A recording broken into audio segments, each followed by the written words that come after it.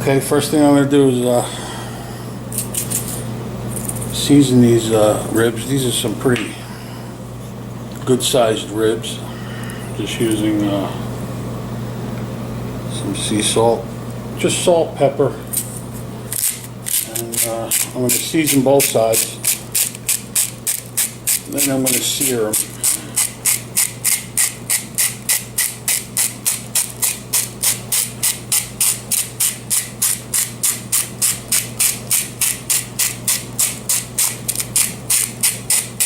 I don't have to show you that. I'm just going to season one side on camera here because I don't want to make an hour video here of just me seasoning the ribs. I'm going to give you an idea of how I'm doing it here, and I'm using just regular store-bought pepper that you can go with a grinder. Better using fresh sea salt and fresh pepper. But it's the next best thing, so this works fine. You really can't screw these up. I mean, they're gonna taste good even if you don't put any season on them. So season just makes it a whole different level. I don't know if you ever heard of this stuff. It's called Byron's Butt Rub. I picked this up when I went up to visit my sister up in Augusta, Maine. I'm sure it's probably all over. But I'm going to well season these ribs with this rub. Both sides, like I said. And then I'm going to just make sure everything's rubbed in.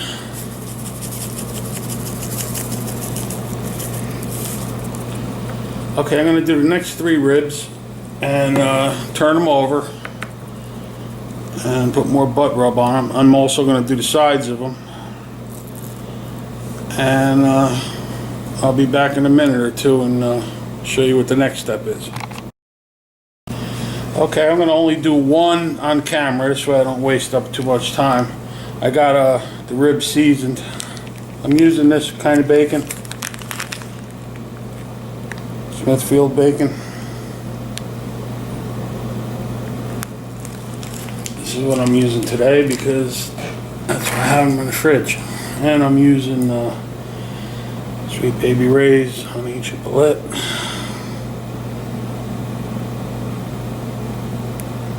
Tell you anything from this this guy, the seasoning is amazing. So what I'll do is I'll just generously coat each rib.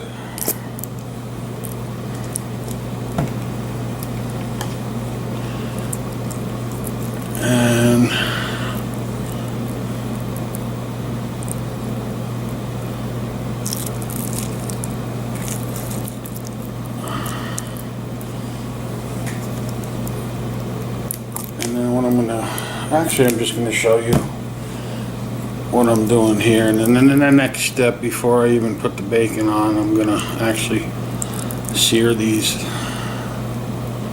before I put them into the crock pot because it's gonna taste.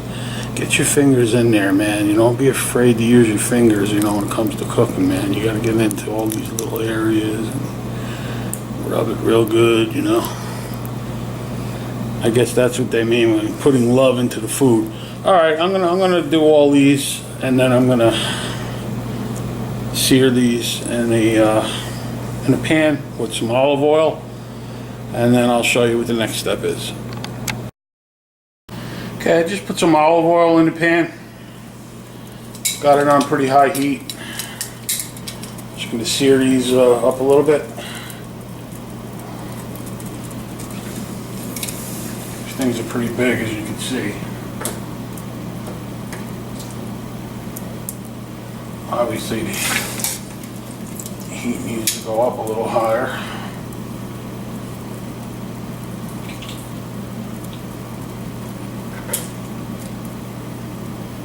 things are huge, actually.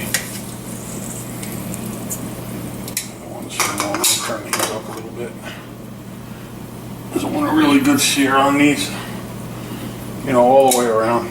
Both sides.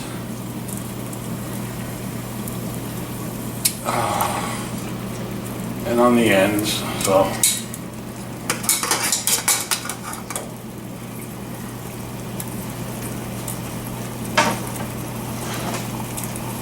Let these start searing a little bit, and we'll be back in a few. I got these searing up pretty good now. Left a little bit of fat on a couple of these, not too much. Of course, they're going to be the best tasting ones, the ones with fat. Anyway, what I'm going to do is finish searing these up and then let them sit on the cutting board for a little while so I'm able to handle them. And I'll show you the next step. I'm just going to wrap them in bacon and then cover them again with some, barbecue sauce, and then they're going into the slow cooker for 8 hours. Alright, I let these sit for a little while on the cutting board, and I'll give you an example of what I'm going to do. I'm just going to do it on one, so these are very meaty. What I'm doing is I'm just going to wrap bacon around the entire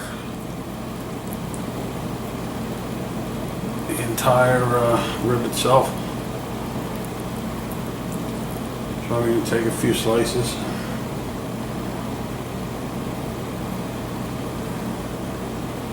Not the healthiest meal, but something you would want to eat once in a while when you feel like indulging. Or you haven't eaten in 24 hours, I would encourage this meal.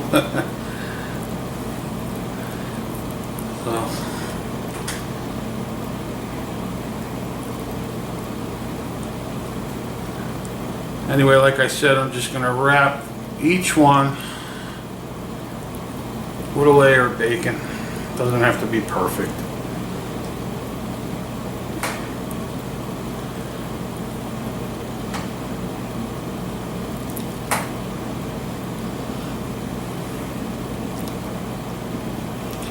And now, of course, I washed my hands about 10 times already because this is a little messy job here.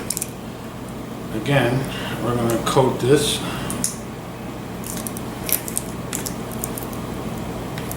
with some barbecue sauce.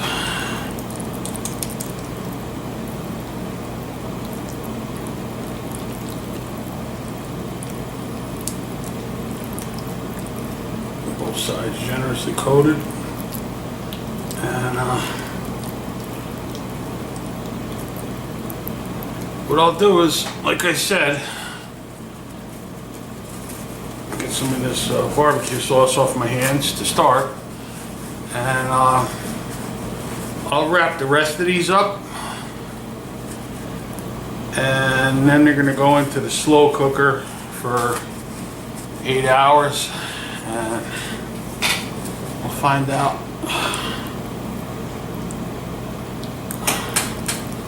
whether we did a good job or not.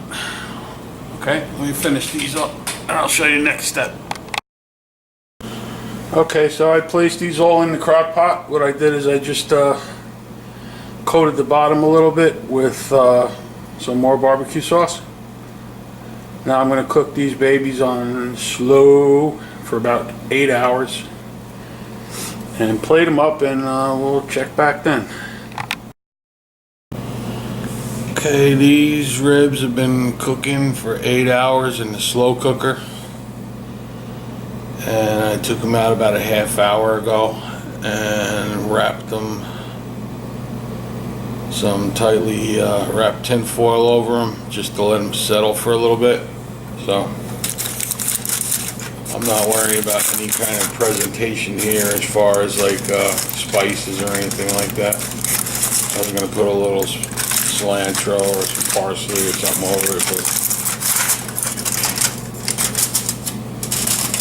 It's all about the ribs today, man, you know. And I'm not feeling, that's the one cool thing about cooking when you cook for yourself. You don't have to put what you don't want on, you know. So I'm gonna try one of these out. Oh, it came pretty good, man. They're very tender. It wasn't easy getting these out of the pot because, you know, they're pretty much falling apart. So, which, I mean, how could these not be good? You know what I'm saying? So, I usually don't try my own food on film. I eat it afterwards or give it away. But today, I think I might kind of be feeling it. Anyway, let's cut into this little thing here and see what's going on. It's just breaking apart. Everything cooked really well, the bacon, the meat. Well, you know, anything slow cooked for 8 hours is going to come really tender. So let's give this a try. And I didn't do anything else. You know, it wouldn't have hurt to add, I was thinking about this after I shut the lid and turned that thing on. It wouldn't have hurt to add a few slices of Land O'Lakes butter on top and a few squirts of Worcestershire sauce. You know, at this point, what the hell's the difference? You know what I'm saying?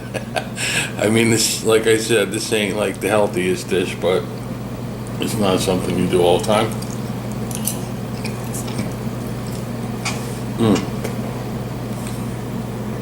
Super tender. Oh yeah, it's really good, man.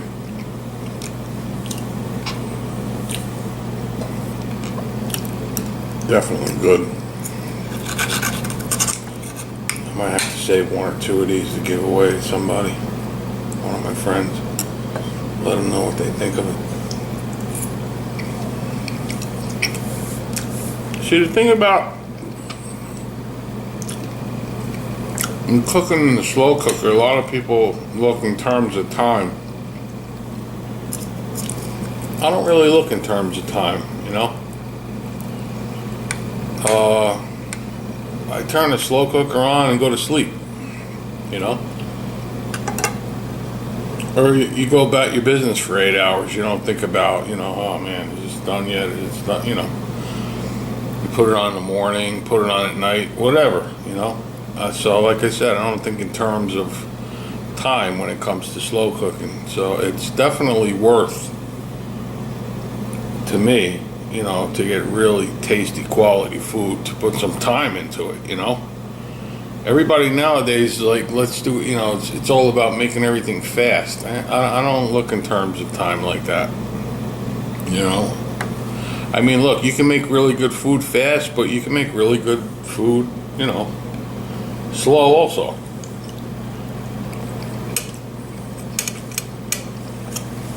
Okay, guys, very cool. Thanks for watching,